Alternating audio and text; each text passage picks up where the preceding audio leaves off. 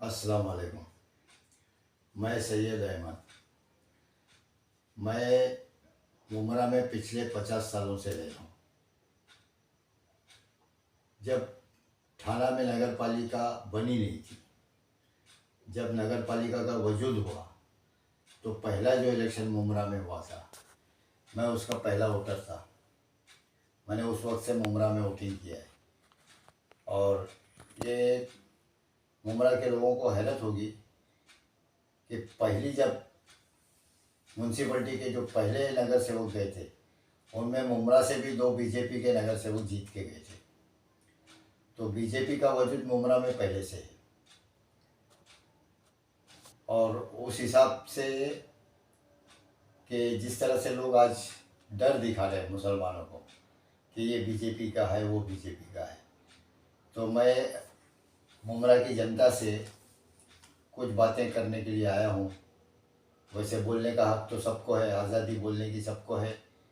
और इस इलेक्शन में ज़्यादातर लोग कंफ्यूज हो गए, उलझन में है कि वोट किसको दे किसको नहीं दे। कोई रिश्तेदार किसी पार्टी में, कोई रिश्तेदार किसी पार्टी में है, और मुरव्वत आ गई है, मुरव्वत का मसला है।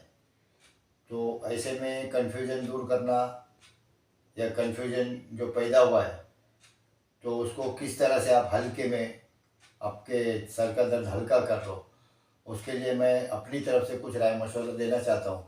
आप लोगों का अगर मेरी राय से सहमति होगी तो आप लोग कर सकते हो, और नहीं तो आप लोग आज़ाद है। हर आदमी को बोलने की आज़ादी है, अपने ज़िंदगी जीने की आज़ादी है, अपना वोट देने की आज़ादी है।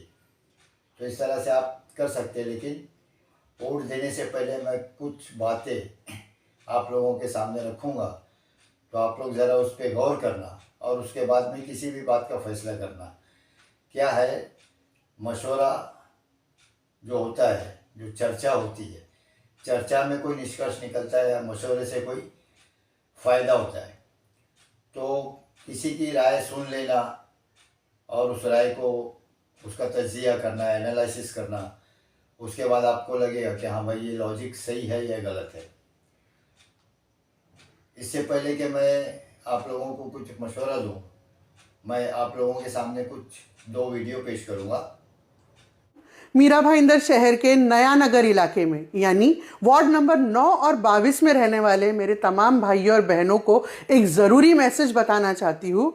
शहर के एमएलए, जो बीजेपी के एमएलए हैं, नरेंद्र मेहता, इन्होंने एक बयान दिया है। आइए वो बयान सुनिए। कांग्रेस पार्टी से आपका कैसा अलायंस, और आपने कहा पर नेचुरल अलायंस से महाराष्ट्र के अंदर हमारी महायुति है। आपने उनको कहा के लिए सीटें छोड़ी है? नया नगर के एरिया है, 9 नंबर और 22 नंबर, ऐसे 2 प्रभाग जो थे, जो हम भारतीय जनता पार्टी वहां नहीं जीत पाते, तो उन्हें हमने दे दिया।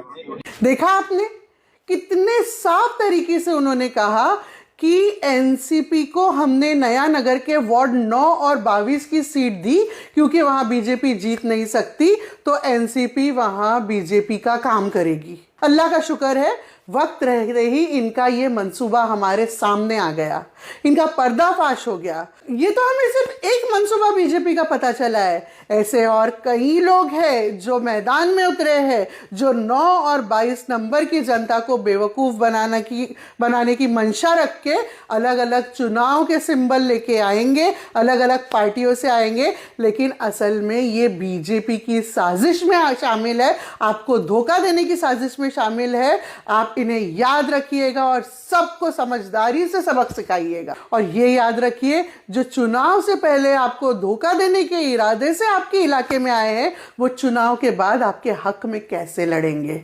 अपना वोट सोच समझकर जिम्मेदारी से दीजिए।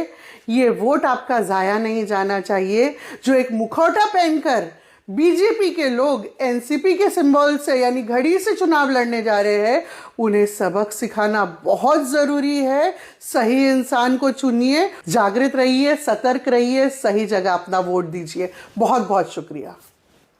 चलिए आज समझते हैं कि मुमरा में बीजेपी और शिवसेना ने अपना कोई भी उम्मीदवार चुनाव में क्यों नहीं उतारा। एक पार्टी खुद को दुनिया की सबसे बड़ी पार्टी बताती है और दूसरी महाराष्ट्र की दूसरी सबसे बड़ी पार्टी मानी जाती है।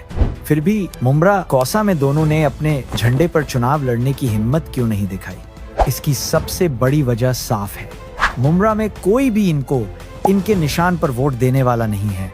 इसीलिए इन्होंने अपने सहयोगी अजित पवार गुट को आगे कर दिया, खुद पीछे रहकर समर्थन दे रहे हैं और उम्मीदवार भी उन्हीं के नाम पर उतारे हैं। इसका सबसे बड़ा सबूत क्या है? राजन किने, जो खुद शिवसेना के नेता हैं, और रिदा राशिद, जो बीजेपी की नेता हैं, चुनाव शुरू होते ही एनसीपी घड़ी में शामिल हो गए। क्यों? क्योंकि इन्हें भी पता है कि अगर बीजेपी या शिवसेना के नाम पर चुनाव लड़ा तो मुमरा में एक भी वोट नहीं मिलेगा। दूसरा सबूत और भी साफ है। 2024 के विधानसभा चुनाव में जब नजीब मुल्ला एनसीपी अजित पवार से चुनाव लड़ रहे थे, तब उन्होंने मुमरा में कहीं भी बीजेपी का निशान नहीं दिखाया, लेकिन वही नजीब मुल्ला कलवा में जाकर बीजेपी और शिवसेना के निशान पर वोट मांग रहे थे। अब सवाल ये है, क्या ये नेता मुमरा की जनता को बेवकूफ समझते हैं? मुमरा की जनता सब समझती है। यहाँ के लोग जानते हैं कि अगर इन्हें वोट दिया तो ये जीतते ही फिर से बीजेपी की गोद में जाकर बैठ जाएंगे। तो मेहरबानी करके मुमरा के लोगों को बेवकूफ समझना बंद करो, क्योंकि मुमरा की जनता को अच्छे से पता है कौन अपना है और कौन पराया है। उम्मीद है आप लोगों ने वीडियो देख लिया होगा। अब इस वीडियो देखने के बाद आप लोगों को कुछ बात समझ में आ गई होगी कि इशारा किस तरफ है, कौन आपके साथ गद्दारी कर रहा है, कौन आपको बीजेपी का डर दिखा रहा है और खुद बीजेपी से जुड़ा हुआ है। तो उसके बाद में आप ये सोचोगे कि अब हमारे पास दूसरा विकल्प नहीं है, तो दूसरा विकल्प भी आपके पास है, विकास पुरुष मुमरा के, उनका, जिनकी वजह से आज मुमरा में हाहाकार मचा हुआ है। तो मैं उनका भी वीडियो आपको दिखा दूंगा, तो आप वो भी देख लो और समझ लो। तोपर्यंत त्यांना पैसेच मिळू शकत नाही। आता मध्यंतरीच्या काळात, मागच्या काळामध्ये म्हणजे मुंबऱ्याला त्या ठिकाणी, आणि मला तसा सुखद आश्चर्याचा धक्का होता की आमचे मित्र जितेंद्र आव्हाड यांनी स्वतः मागणी केली की आमच्याकडे फ्रँचायझी तुम्ही मुंबऱ्याला द्या, आणि त्यानंतर मुंबऱ्याला फ्रँचायझी आपण सुरू केली। आज मुंबऱ्यामध्ये त्या ठिकाणी विजेची क्वालिटी सुधारली, आउटेजेस बंद झाले, वेळेमध्ये त्या ठिकाणी वीज पुरवठा सुरू झाला, आणि हे सगळं होऊन आज तिथले जे लॉसेस आहेत हे लॉसेस देखील कमी झाले। हेच मालेगावलाही झालं। त्यामुळे ये वीडियो भी आपने देख लिया, तो अब आप ये समझ गए होंगे कि मेरा इशारा किस तरफ था। तो मेरा नज़रिया, मेरी सोच इन दोनों पार्टियों के खिलाफ है, लेकिन आम जनता का ऐसा नहीं है। किसी का कोई रिश्तेदार किसी में जुड़ा हुआ है, किसी का कोई रिश्तेदार जुड़ा हुआ है, और कुछ लोगों की रोजी रोटी इनसे जुड़ी हुई है। फिर भी आपके पास चार विकल्प है, और उन चार विकल्प को आप कैसे दे सकते हैं वोट, क्योंकि 15 तारीख को जब आप पोलिंग सेंटर में जाओगे तो आपके सामने 2 मशीन या 4 मशीन होगी, क्योंकि बम्बई में तो सिर्फ एक ही मशीन पे काम हो रहा है। एक वोटर को एक ही वोट देना है, लेकिन थाना में जो है एक वोटर को 4 वोट देना है। जब आप चौथा वोट दोगे, जब आपका प्रोसेस पूरा होगा, और अगर आपने 3 वोट दे के बाहर आ गए तो आपका वो वोट माना ही नहीं जाएगा, इनवैलिड हो जाएगा। इसलिए आपको 4 वोट पूरे देने हैं। तो जब आप 4 वोट देने जाएंगे तो आपके सामने, आपके मोहल्ले में, आपके वार्ड में पैनल है 4 कैंडिडेट का पैनल है। अब ज़्यादातर उसमें मुकामी लोग हैं, इलाके के लोग हैं, कुछ कौसा का स्टेशन पे है, कोई स्टेशन का कौसा में आ गया है, लेकिन है सब मुकामी। तो अब मुकामी होने की वजह से आप लोगों की जानकारी तो होगी हर एक के बारे में। तो जैसे अभी आप वोट देना चाहते हैं किसी अच्छे आदमी को, मान लो, एक मिसाल दे रहा हूँ मैं, कि मान लो अगर वो आपको एनसीपी तुतारी का लग रहा है कि भाई ये काबिल आदमी है, काम करने वाला है, तो आप एक वोट उसको दे दिए। अब बी के अंदर आप जा रहे हैं, आपको 4 देना है, ABCD। अब बी में जा रहे हो तो आपको लग रहा है कि भाई बी में तो ये 3 तो तुतारी के हमने रिजेक्ट कर दिए, एक ही को पास किए, तो आप बाकी दूसरे को किसको ले? तो दूसरी पार्टी में अगर आपको कोई काबिल लगता है तो आप बी के अंदर जो 4 खड़े हैं, तो हर एक में ए में भी 4 अलग अलग पार्टी के रहेंगे, बी में भी 4 अलग अलग पार्टी के रहेंगे।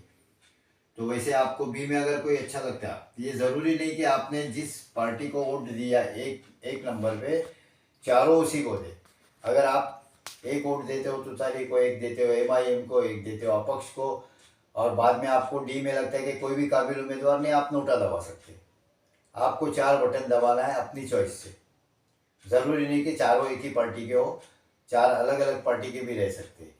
और अगर आपको कोई भी उम्मीदवार पसंद नहीं आया तो आप नोटा भी दबा सकते हैं। तो ये वोटिंग का सिस्टम है। तो आपको 4 वोट देते टाइम ये नहीं सोचना है कि अरे यार मैंने तो इनको दिया हूँ, घड़ी को दिया हूँ इधर, अभी दूसरा भी घड़ी को ही दूँ। लेकिन दूसरा जो है वो हो सकता है किसी की जाती दुश्मनी रह जाती, किसी की कुछ अनबन रहती है, या किसी का दिल का लगा हुआ रहता है, प्यारा रहता है, तो वो अपने प्यारे को दे देता है। और किसी के वो देना नहीं चाहता है, खड़ा हुई है, तो वो नोटा दबा सकता है कि भाई नहीं चाहिए मेरे। अब आपके सामने मुमरा में इन 2 पार्टियों को छोड़ के है MIM है, आम आदमी पार्टी है, उसके बाद में मुस्लिम लीग खड़ी है, कांग्रेस खड़ी है, और फिर इंडिपेंडेंट आज़ाद उम्मीदवार भी जो खड़े। तो आज़ाद उम्मीदवार से भी उम्मीद रख सकते हैं कि नए लोग हैं, इनकी हिम्मत अफजाई कर सकते हैं। अब इसके बाद मैं आपके पास आऊँगा विकास की बात, कि इन 15 सालों में किसने क्या किया। तो 15 सालों में जिन लोगों की जिम्मेदारी थी काम करने की, जिनका काम था शहर में विकास करने का, डेवलपमेंट करने का, आज वो सब अपनी अपनी ट्रेन से उतर के दूसरी ट्रेनों में चढ़ रहे।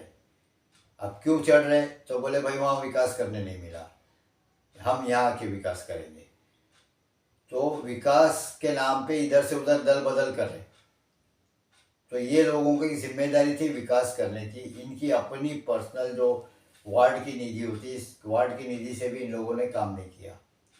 तो जो आदमी 15 साल, और कोई तो 19 साल से रहा है, कोई 15 साल से रहा है, तो जो इतने सालों तक काम नहीं किया, तो बोले ना कुत्ते की तुमको सीधी करने के लिए काफ़ी वक्त लगता है, तो ये कुत्ते की तुम्हें सीधी होने वाली नहीं है। तो इससे बेहतर है कि आप जो पुराने जिनकी जिम्मेदारी थी उनमें से तो आप किसी को दो ही मत, अब नए चेहरों को दो।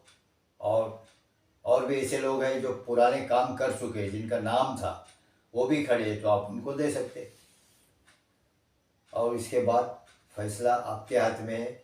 लेकिन एक बात बता दूंगा कि अगर आप 500 रुपये में वोट बेच रहे हो, अगर आप 500 रुपया लेके किसी को वोट दे रहे हो, तो एक बात मेरी सुन लो कि जब आप घर से निकल के स्टेशन पे जाते हो, तो वहाँ पे आपके हाथ सामने भिखारी हाथ फैला के खड़ा रहता है।